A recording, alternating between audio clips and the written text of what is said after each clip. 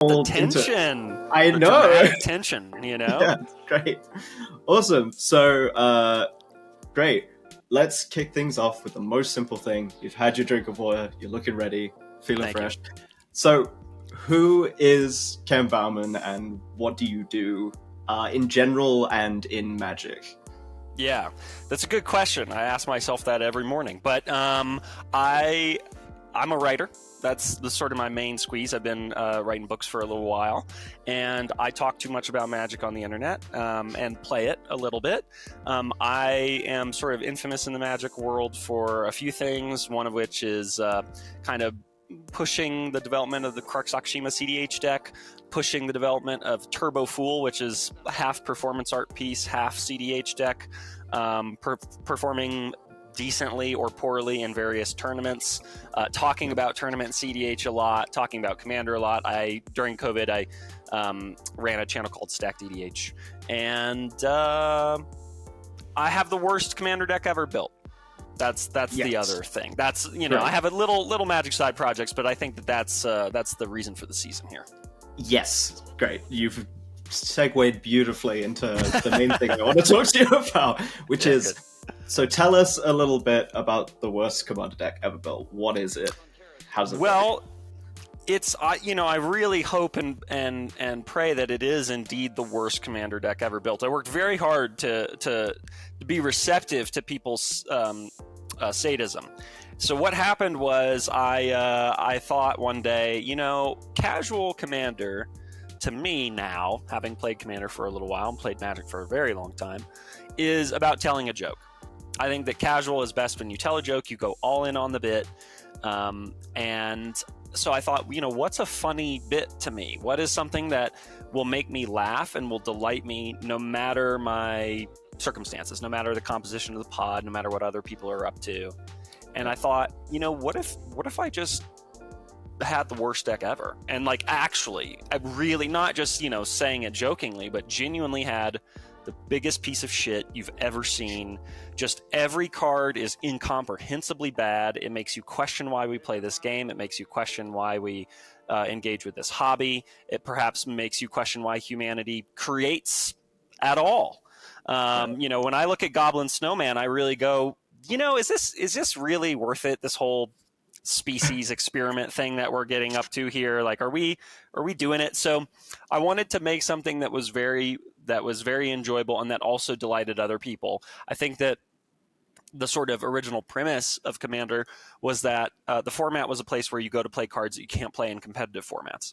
And so to me, this is just the experiment by which I take that concept to its logical limit. These are cards that you cannot play in any other context without being regarded as insane.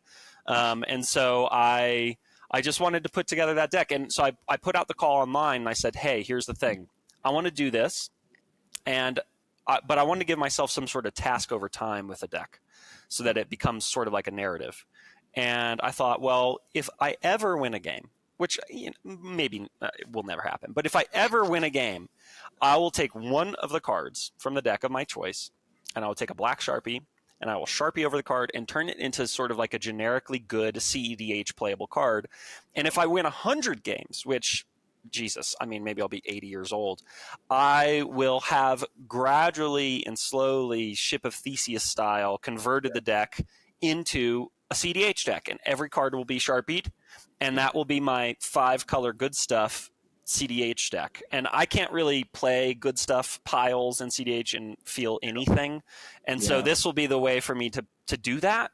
And also do it in a way where, there's a real story baked in. And so I just opened it up, the deck, to the public and said, send me the worst cards, because I want to say that I'm paid to play the deck.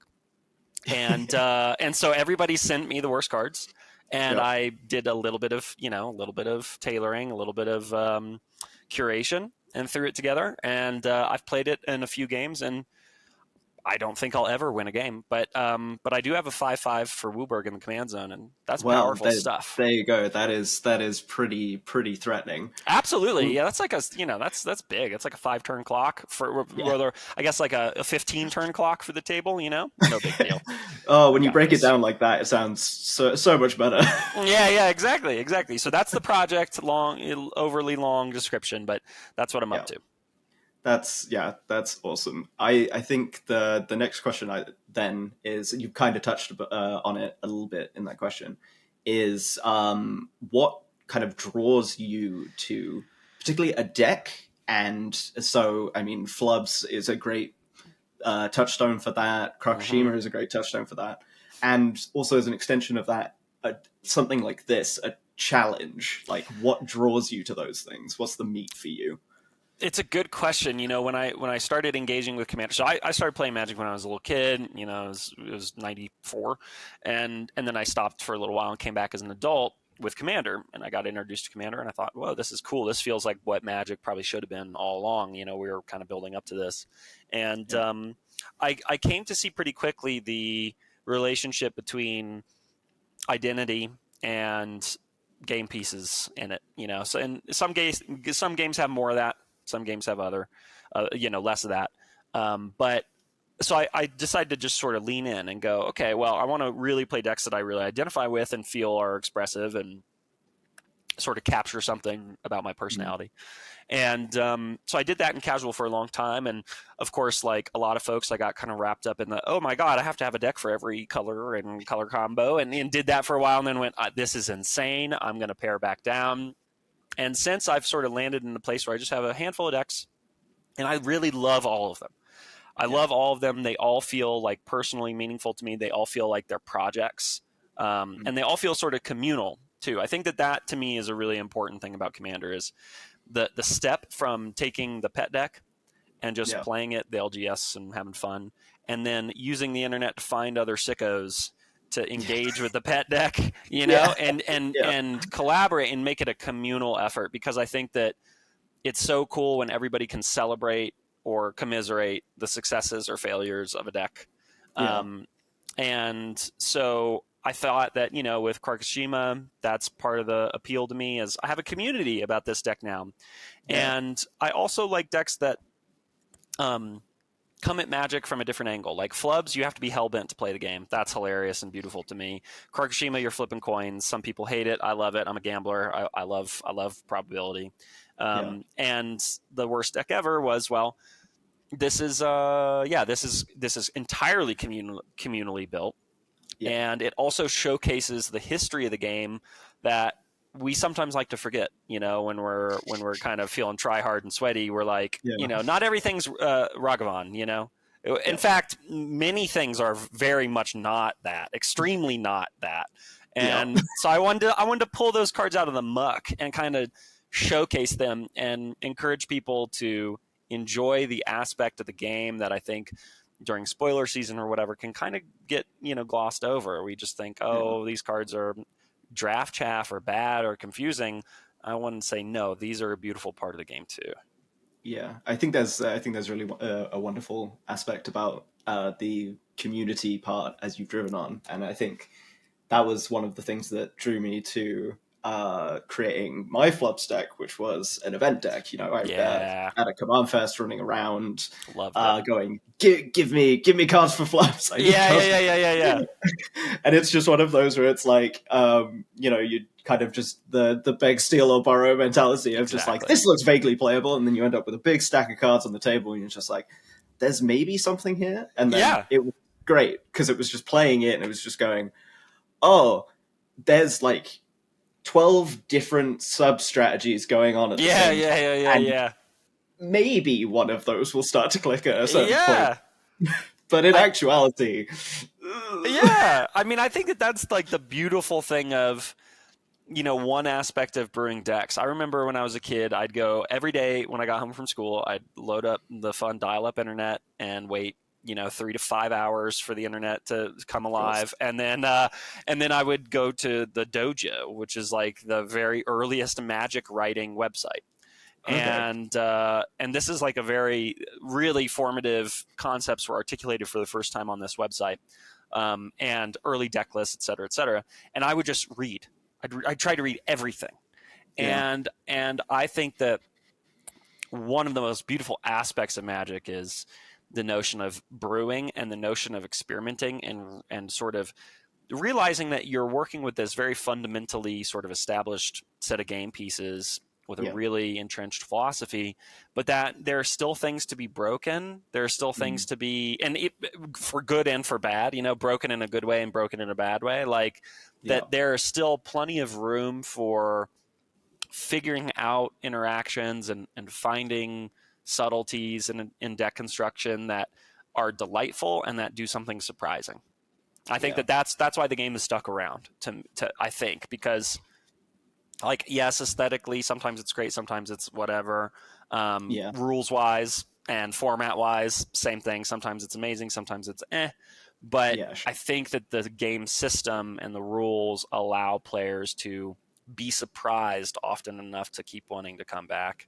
Yeah. And so I think with Casual Commander, surprise should be really important. That should be one of the most important qualities, I think, in deck construction. Yeah, I think that's an interesting thing because obviously, like, the worst deck ever is the kind of extreme like culmination point of, oh, let's look at all of these bad cards. But Commander is at large, like you can play very effective decks Oh with yeah, super suboptimal cards. I mean, like one of the things that comes to mind was it was like I was doing a Dissa precon mod recently, and I was like one of the main things I wanted to do was this deck can effectively run one with nothing.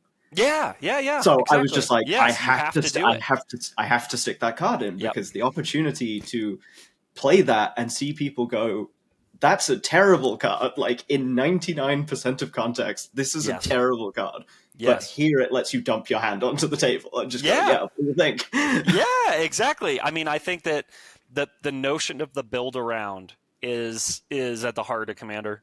And I think it's even at the heart of cEDH to some Yeah. extent. If you're not playing a 3-color plus pile of good cards, you're usually playing a sort of build around. It's a build around in the command zone Yeah. typically. But like that, I think is I don't know. There's that like Kierkegaard quotation: "Purity of heart is to will one thing." And I'm like, that's like what a lot of Commander players do. They sit down at the table and they just try their damnedest to do one thing, to make one thing happen, and to want one thing. And I think that's that can be really beautiful, particularly if you, again, just lean into the bit and don't let yourself be too concerned with what others are up to, but just try. And if it happens, awesome. And if not, well, you shuffle up and play again. Yeah, I mean that's kind of there's an inherent irony there in terms of like Rograk being one of the strongest cards in the format, which like its flavor text says it all in terms of strength is relative. It's like in isolation, it's whatever. It doesn't really do anything. Yeah. But in a format where you have access to, oh, if I play this free card, I can play all these other free cards. Suddenly, it's crazy. Yeah, it's insane. I mean, I think that's a great point and a great demonstration of the sort of surprising complexity of the game in cEDH in particular. It's like even at the highest levels in which people are trying to smooth out the hiccups and like sand down everything unique sort of at the highest levels cEDH, everything unique about a deck so that it's maximally consistent and efficient and powerful. You still have a 0-drop idiot kobold. You still have this doofus, and he is. Yeah, it goes even better, but it goes even further because he is the face of the deck. Yeah, exactly. Yeah, away in the 99. Yeah. This little guy is the face of the deck. He is the problem. It's incredible. I mean, So I think that there's more overlap between cEDH and casual deck construction than I think a lot of folks believe to be the case, and particularly among the cEDH grinder types. I have many friends who would probably throw themselves in that category. But I think that, again, you really are just trying to do something that you want to do consistently. and Yeah. you're trying to construct your deck in such a way where you can increase the probability of doing that thing. And that happens in casual too. You just in Yeah. casual, you just need less protection and disruption and whatever to do what you want to do. Yeah, I mean that's kind of the fundamental idea of Commander as like any singleton format is you don't just run one of any effect. Yeah. You find as many different cards as you can that effectively do the same thing, and you Yeah. run those as much as you can. Yeah. Yeah. Yeah. It increases the, I don't know, like, again, even in cEDH, you have to start scraping the bottom of the barrel sometimes, to just be Mm, like, okay, I guess I'll play this. It's my 101st card, really, but I'll just find a slot for it because I need another of a certain kind of effect. And I think that still is Commander in its DNA of like going, being at the LGS in Alaska and seeing the like players playing whatever it was, extended or modern or whatever, and going, mm. okay, I can't do that. I don't want four ofs. I want to just play these weird cards. And yet, you're going to have to find weird card after weird card to all Yeah, sort of collaboratively make a little weird harmony. yeah, I think that's beautiful. So, you again, you've kind of touched on it with your answers to the other questions, but in a big, broad sense, like, what was your intro to Magic, and then I guess particularly EDH and cEDH?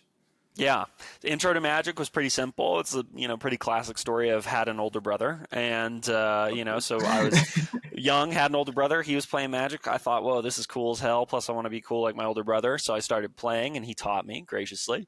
And then I just I got real into it, like really crazily into it as a kid. I was like, reading Inquest every word, pay like cover to cover, looking at everything, tracking the prices, going to the dojo, reading all the Magic theory, playing as Yeah, much as I could with my brother, going to Toys R Us to play, going to the LGS to play, begging my parents for booster packs, all that shit. Just yeah, doing the like Garfield quote of "It's a virus that eats your brain" is true. And then I stopped playing. I think around like, I don't know, maybe 98, 99, something like that, or maybe right before Apocalypse. okay, And then I dropped off. I had my adult life. I was doing whatever, and then I was teaching public school, horrendously depressed. mm, Desperately grabbing on for anything that would help keep my brain alive. yeah, And a buddy during a teacher training was on his laptop surreptitiously looking at Magic spoilers. And then I went over to him and I was like, oh, what you doing there, buddy? And he, told me about the new set. And he said, I play Magic and I have some friends who play Magic. And I said, can you tell me more? And he told me about Commander, and I started watching Game Nights videos just to understand the format and get introduced. And they were an excellent on ramp to the virus entering my brain again. And then one day, sort of at the tail end of the depression, I was sort of trying to patch myself up, medication therapy, doing everything, and I holed myself up in a buddy's essentially like a guest house for a little while. Just have like 3 or 4 days to myself to write and sleep, recover from teaching. yeah, And during that time, I had my phone and I had a notebook and a pen, and I went, well, I think it's time for me to design my first Commander deck. And so I just started looking at legendary creatures, and I saw Kozilek the Great Distortion, and I had no idea what Eldrazi were. I had no idea. I was like, but these Eldrazi seem cool as hell. I love this shit. yeah, And I love the character design. I was like, all right, cool, colorless. That should be easy. It's a first deck, so it narrows my options. That's what I wanted. And so by hand with pen and paper, I just started writing out, and looking at Gatherer, and just went, yeah. okay, I want this card, I want this card. And I pieced it together, had my little notebook full of my deck list, and then ordered everything and started playing it. And yeah, people indulged me playing it, which was very nice. That was kind of them. Yeah, that's good. Yeah, and then I felt hooked. I knew that brewing was going to be some huge space creatively and intellectually. And Mm, during COVID, it was perfect to find a new community online. And that Magic community was that for me, and made a lot of good friends that way, and helped get me through COVID too. And then now most of my local friends were all in the same play group, and just Magic is so central now to my social life that I'll just It does probably that, play it. yeah. Yeah, I'll probably just play it as long as the homies are in town. Like Yeah. as long as I have these friends through the game, I'll probably stick with it. Nice, amazing. And so, at what point did the kind of casual EDH transition into the cEDH thing? I mean, it seems like it's we all get to that point once little goopy goblin gamer brain takes over and we start going, Yeah, how fast can we go? Goopy It seems Goblin like a gamer natural brain progression. is a very is absolutely a thing. The like and you're right. It did feel to me like a natural progression too. It was sort of the thing that you hear a lot. It was like the Cold War in the play group, of just being Yep. like, well, maybe I should have a few more nuclear bombs than you, just a couple. And then they're like, but what if we built way more? And then it's like you just ratchet back and forth. Yeah. And I started just playing commanders that were increasingly efficient. I think really the first deck that was close was Salvala, because I wanted to play Okay. Yeah. Phyrexian Yeah. Dreadnought. I wanted to play Dreadnought in a deck. I love Dreadnought. Got a big old Dreadnought tattoo. Nice. And Salvala was the one. And I was like, okay, cool. 12 mana, draw a card. Awesome. I'll make that Yeah. my Dreadnought deck. And then, the deck was pretty good. It was doing things very fast. I was winning on turn 4-ish pretty consistently, 5-ish pretty consistently, drawing a hell of a lot of cards, comboing. And I went, huh, okay, this feels like, nobody else in the play group really has a deck like this, quite this strong. So I'm going to try to just talk with them and be like, can we just go crazy? Can we just play whatever? And a couple of people were thrilled. They were like grinder types in the past, and they were like, hell yeah, I'm ready. Let's go. And so I just kept building, and I also so I jumped next to mono blue because I figured blue would probably be the most advantaged color. Yeah, And I had little Naban, Dean of whatever, wizard stuff. I just had wizards. Okay, I was like, cool. blue wizards and counter spells. And lab man somehow. I don't know. I'll figure it out. Course. I got pub stomped at a tournament in Vegas during the last GP. There was a commander tournament there. And I just got absolutely pub stomped by this guy.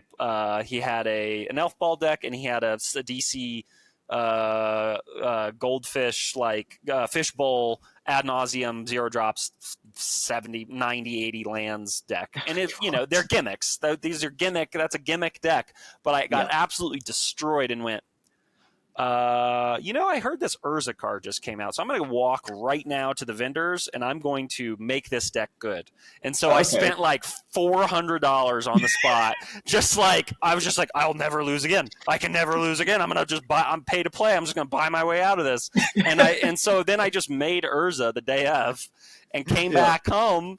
And then I had Urza, and then I played Urza for a while, and the Staxy version, and of course. And then I was like, I'll just try Najila because that was sort of deemed the best deck at the time. Gave that a shot, and then Wizards made a huge mistake, and they printed Krark the Thumbless, and that really fucked my life up. And so here we are today. Well, that's actually been saying. So, your Kuroshima list is actually something I've been following for a while. Nice, thank you.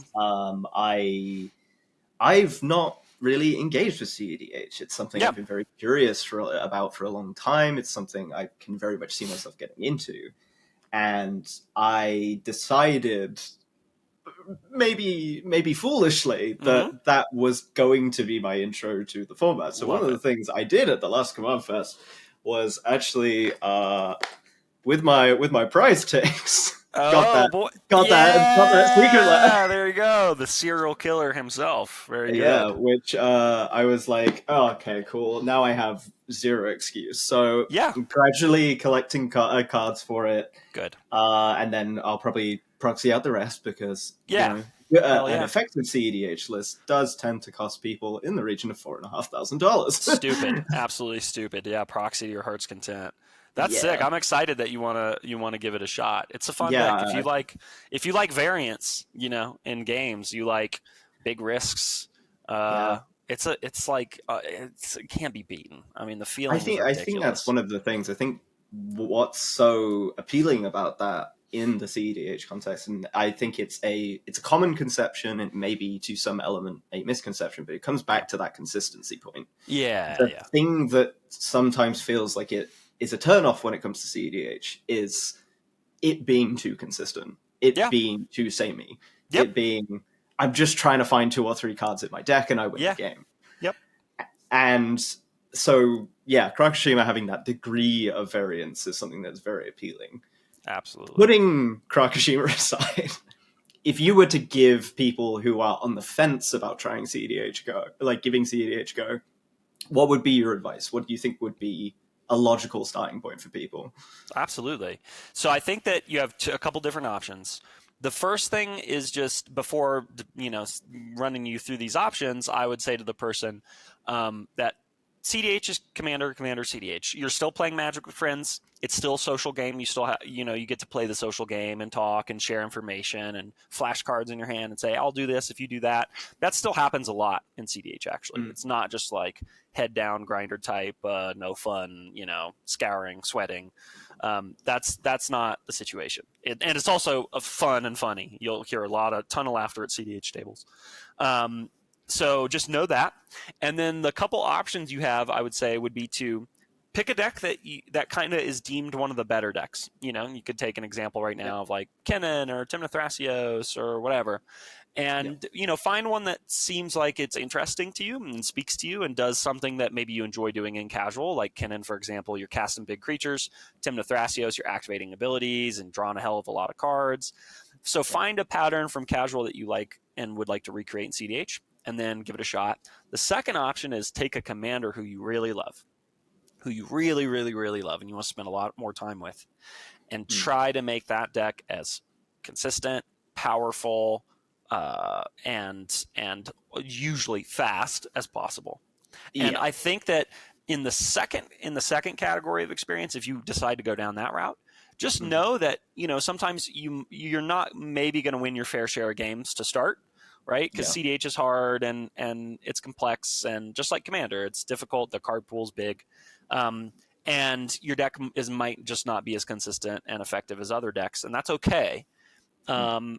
But just know that you might be losing some games to start, and then hopefully you claw your way up to that nice 25%, and then hopefully you get up beyond that.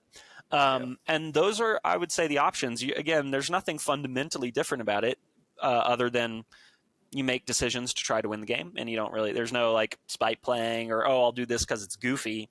Just mm. you try to play to your best ability to win, and Yeah, in the process, you still have to do all the same creative problem solving. You still have to talk with your players and in your pod and your friends. You still have to coordinate and collaborate. It's very, very similar. It's just that little yeah, mind shift set, that mindset shift of I'm going to play to win, and then deck construction.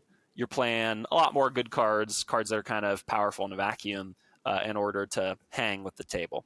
But you yeah, still get to play your pet stuff. Even in 3+ color piles, usually pilots will have like a pet card. Like a card they mm. really like, or a card that they're continuing to try out, even though they know it's probably not optimal, but I can give a 1 or 2 shots, slots to try.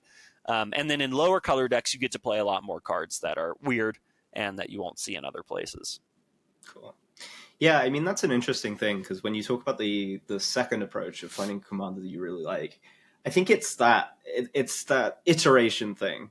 It's that whole idea of just because you pick something that isn't necessarily within the meta, Yeah. it doesn't mean it's doomed to fail. It Yeah. means that it's just less.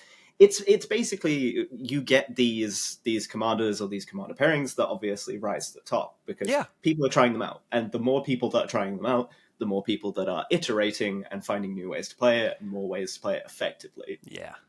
Just because the commander doesn't have that following doesn't mean that the solution or the optimal state of it isn't there. It just means that there aren't as many people trying to find it at any given time.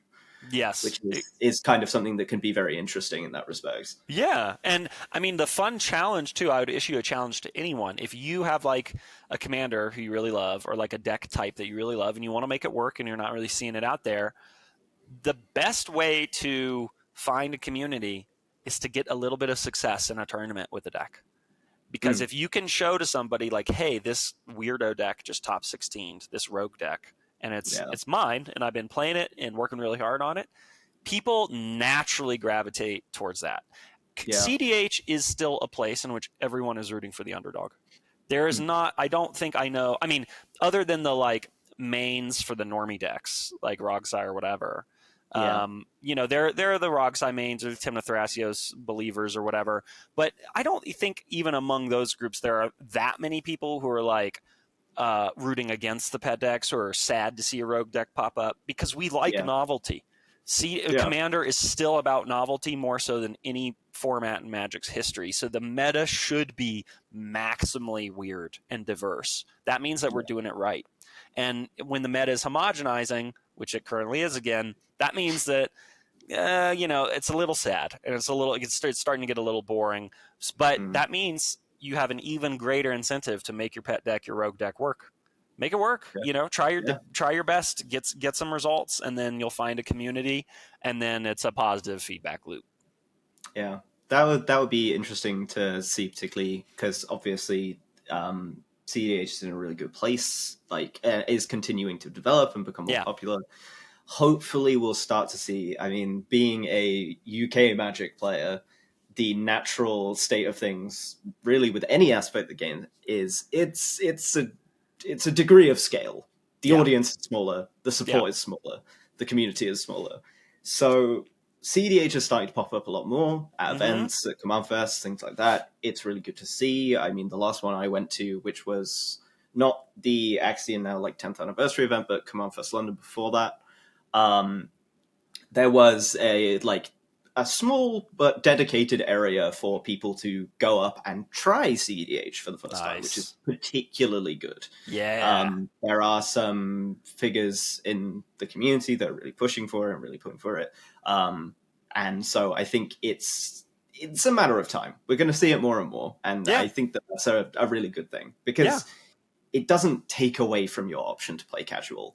Exactly. It is another thing. It is another approach. It's another option. And Commander's all about options, right? At the end of the day. And it's you know, I think that there's a sort of statement made about cEDH in the past that it's sort of the most successful Rule Zero conversation in the format's history, and I think that's true. It is a sort of a Rule Zero conversation of how are we playing this game? Are we playing it differently than we normally play it? That's what Rule Zero is historically, and like it is that.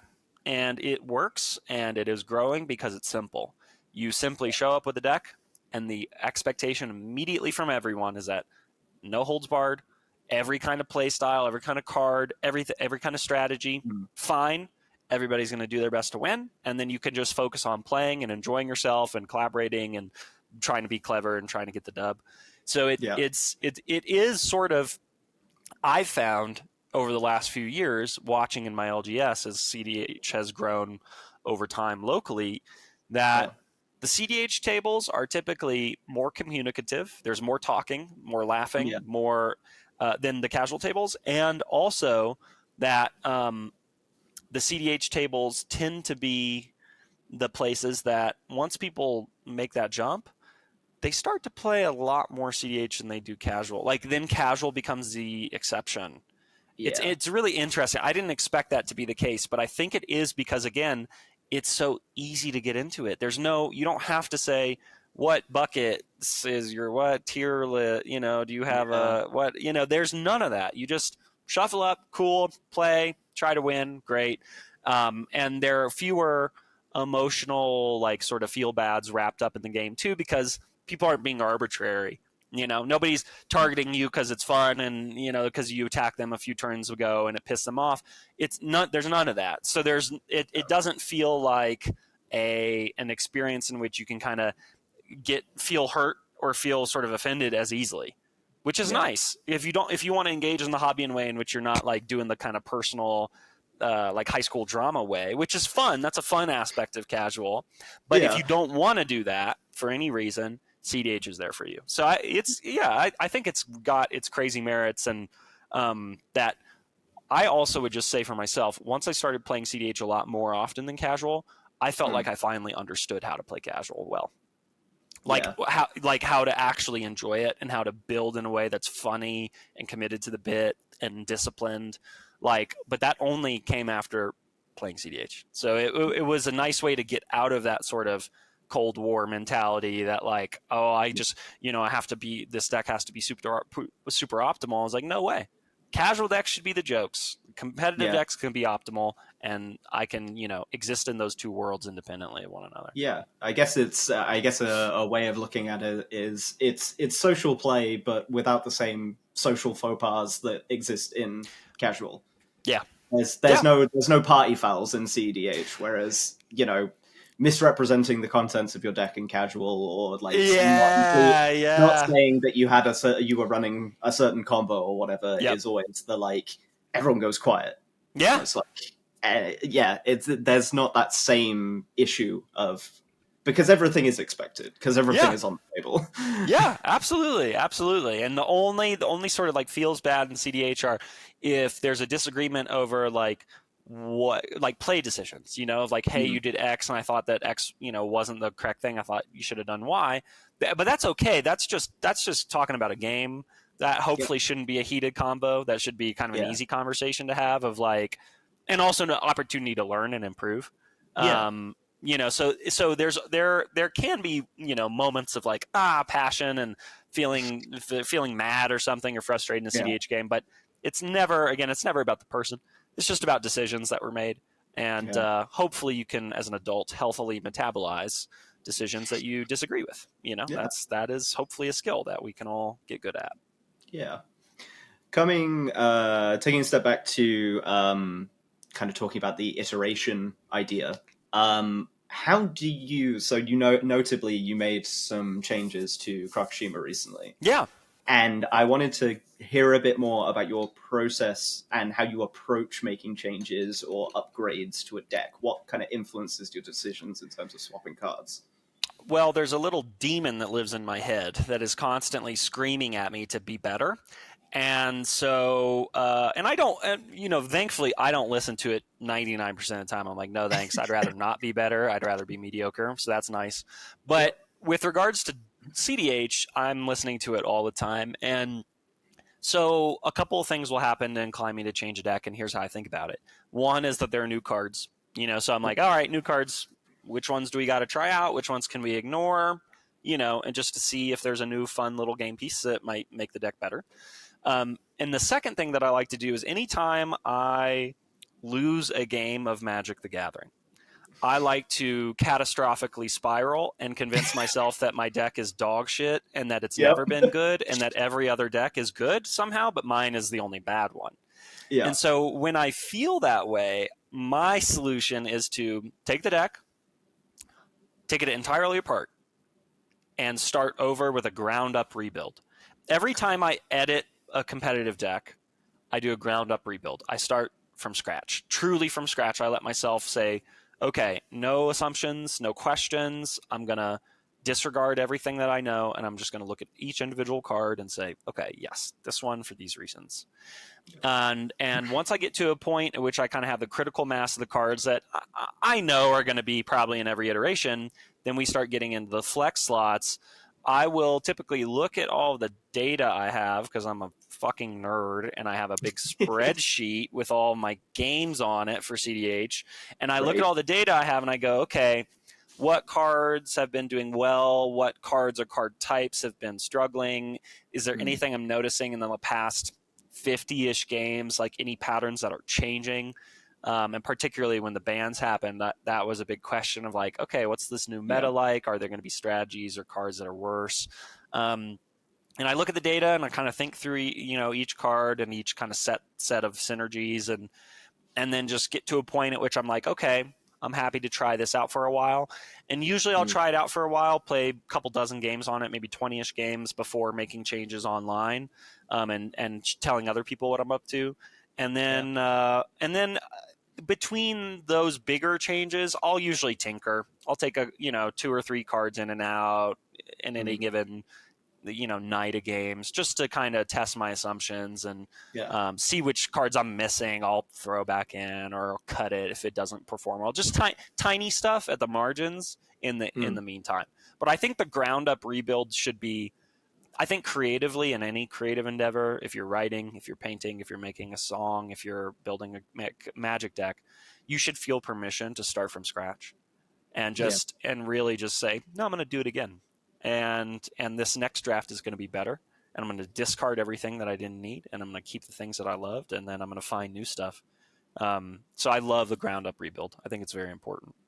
Yeah, I think that's really, really cool. I guess it's one of those where, again, Commander being a singleton format, it's very easy to feel like a single card change. Yeah. How much impact can that really have? Yeah. Not much. Unless it's something that you are specifically, it's like it's a tutor target, or you're wanting to keep an opening hand with it in. Really, it is one tiny piece of what should be an overly more synergistic thing. Yeah. And also, I mean, realistically, particularly in Commander, if your entire game plan is hinged on one card, you are more than likely doomed to fail. Oh yeah, that's just a nightmare. I mean, hey, good on you. You've got a really beautiful soul, but like it's gonna be tough to make it work. I think that like the statistical picture of Commander and making meaningful changes to decks is a nightmare. You have to, in order to do it meaningfully, you have to take little sets of cards and be like, I'm going to try these 3 or 4 cards that do a very similar or the same thing. I'm going to see how those feel. And then you'll actually get some meaningful information. But if it's just one card at a time, it's really impossible to rigorously assess whether or not it's good. So like you have to just go on your gut. And I think that's where a lot of Commander deck brewing lives, is it's in the gut. It's not in the head. And I love the gut. I mean, that's, even though mine tries to kill me all the time, I still love it. So, I think that using your intuition, using your kind of judgments in the moment can be fun. And particularly if you're not really trying to be rigorous about it, you can just, go where your heart leads you. And if one day you play a card and you're like, God, that sucked, I'm cutting it, do it. Who cares? There are no rules. Do it. Have your fun.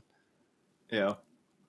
Right. Well, I think I'm going to ask you my last question, which is a big one, and also feels particularly relevant because before arranging this interview and everything, I was having a little look through your most recent posts, and I was going back to the worst Commander deck ever built. Yeah. And I saw your interaction with one particular user who just fundamentally could not wrap their head around the premise of what you were trying to do. Yes. Yeah. Okay. So my final question is the big bad why.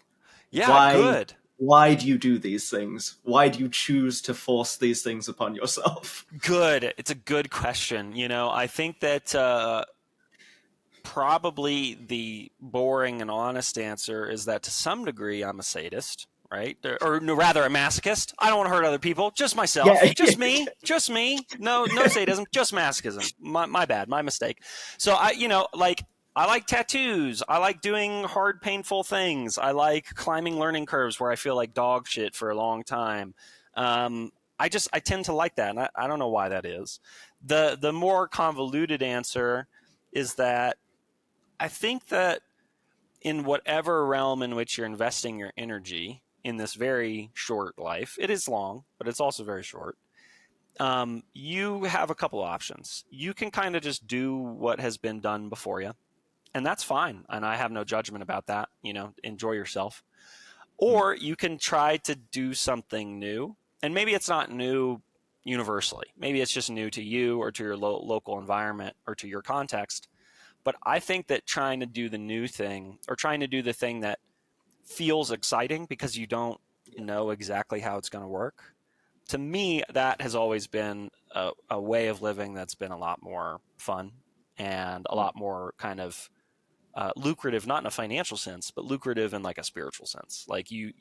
you wind up meeting fun people living in that way. You wind up learning more about yourself because you fail more. Mm. And I think that kind of ethic of like, I'm going to try new stuff. I'm going to do hard stuff. I'm going to do silly things that require a lot of thought and labor and care arbitrarily. That's Yeah. all we're doing here anyway. So you might as well like lean into it and not retreat, I think, and like go to the safe place of not needing to try anything out that you might not do well. I think it's good to try and fail, and I think that the more I can do that in every realm of my life, I'm probably better off for it. Yeah. Yeah, I think that's great. I think the key thing is, I guess, yeah, it's not necessarily about doing something universally new, but it's about doing something novel.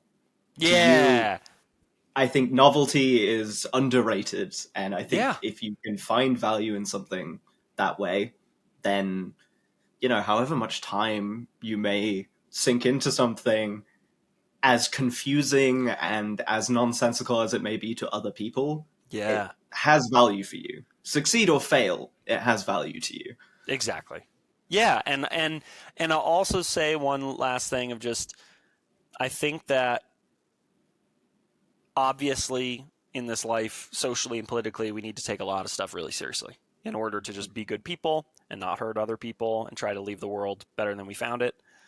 But also, you gotta laugh. You gotta laugh. You have to enjoy this shit. Again, probably we only do it once. I don't know, maybe not, but probably we'll only do it one time. And if you're not laughing through it and you're just trying to white knuckle it, I have tried that. I have tried the white Mhm. knuckle lifestyle, the all serious lifestyle. Doesn't really work. It's in fact, it's kind of like that can feel synonymous with being really unwell mentally, right? Yeah. I've been there. So when laughter kind of sustains you through your day and joy and feeling a lightness of spirit, that to Mm. me is like the best way to be. And you can feel that way even doing really serious things. I think that that's Yeah. like the most dangerous political opponent to a fascist. Just to get, we have to talk about fascism because it's 2024, so we got to do it. Of course. Yep. But like the most dangerous political opponent to a fascist is someone who is being kind, taking care of other people, subverting Mm. power while smiling and laughing. That's terrifying because Mm. you can't control that kind of person. If somebody can really delight in doing hard, difficult things that are good, they're as perfect a being as we can get. So Yeah. like that's the way to be, is to laugh while being subversive to power. And I think that sometimes subversive to power means you got to subvert your own expectations and your own desires to be serious and not have fun and be hardworking and fulfill Mm. responsibilities. Like, yeah, do all that, but hopefully do it with the lightness of spirit. So yeah, Yeah. so in other words, play the worst commander deck of all time to be an Yep. anti-fascist. That's Yeah. the simple truth. It's that That's easy. it. It's just that It's easy. that easy. Yep. Yep. It's that idea. I can't off the top of my head remember the correct attribution, but it's the idea of picturing Sisyphus happy. Yeah. Yeah. It becomes much easier to repeat the same task over and over when you can do it with a smile on your face. Absolutely. Roll that boulder, baby. It's fun. You're getting exercise, you're outside, rocks are cool. What kind of rock is Right. this? You could wonder that for thousands of years. Oh, that's cool. Yeah. Notice new things about it. No, I believe that. I really believe that to be the case. And hopefully we're not just rolling boulders. Hopefully you get to put the boulder down and go do something else and come back to it. And the more novel your life is, the more it feels like you're not just rolling the boulder. Yeah, and I mean, the worst thing that can happen, as we can see from Magic as a community, is you find other people who find rocks cool. Yeah, exactly. You can share your cool rock facts with all your new friends. Exactly. We all have our little rock collections in our box. Yeah, absolutely. I think that's beautiful. Yeah. Well, thank you so much for agreeing to speak to me. I really, really appreciate it, and I've had such a wonderful time chatting to you and just hearing all of your thoughts. I wouldn't be an online thing if I didn't do the what are you working on at the minute? Is there anything you'd like to talk about or promote or push before we finish? Sure. Please take it away. Absolutely. I must shill. I must get capitalist points. Here we go. Cool. If you're curious about me, go to kenbaumann.com. It lists everything that I've done of note in my life, sort of. And the things I'm proudest about are my books. So if you want to read some books, give mine a shot, maybe. And if you want to get into the magic stuff that I'm into, it's all listed there as well. And I just want to thank you for having me on the channel. I'm really honored to be talking with you today, and I love supporting, again, channels like yours in which you're committing to the bit. You're trying to understand too that you're trying to show people the joy of that, of leaning in, and the joy of being rigorous and thinking hard about this stuff. And I think that that's beautiful. We might as well do that. I think it's a lost opportunity if we're just being dismissive about the things we love. But no, let's actually love the things we love. And if magic's one of those things, love it. Lean in. Yeah. And you do that. So I think I'm really super happy to be here.